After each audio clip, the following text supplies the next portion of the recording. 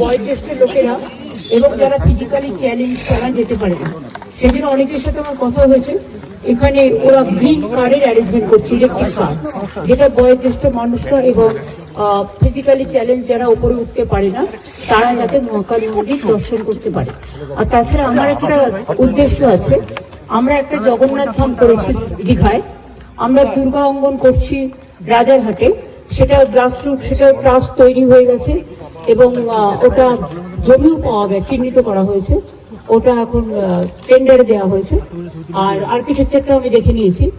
আমার আরেকটা আছে যে আমি একটা জমি ডিএমকে দেখে রাখতে বলেছি শিলিগুড়ির পাশাপাশি, ভালো জমি, যেখানে কনভেনশন সেন্টার হবে, তার পাশে আমি একটা বড় মহাকাল মন্দির করব, যেটা হচ্ছে সবচেয়ে বড় শিব করব।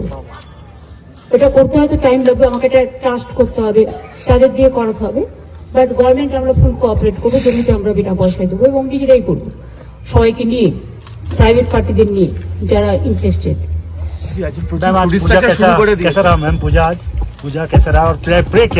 पूजा बहुत बढ़िया हुआ और टूरिस्ट आने शुरू किया। मैंने बहुत सारे टूरिस्ट को मिला। पहले लास्ट फ्लड होने का बाद थोड़ा स्टॉप हो गया था, हम भी बहुत टूरिस्ट को निकाल के, हमारा जो एडमिनिस्ट्रेशन है डीएम एसपी मिलके पूरा लाइन डिपार्टमेंट के लेके प्राय 1500 टूरिस्ट को हम नीचा में ले गया।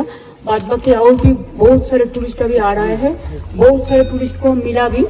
और अभी तो दोनों रास्ता खुला है, एक तीनधारिया और एक पंखाबाड़ी, और रोहिणी हो जाएगा 15-20 दिन में। हम टूरिस्ट लोगों को आने के लिए रिक्वेस्ट करेंगे।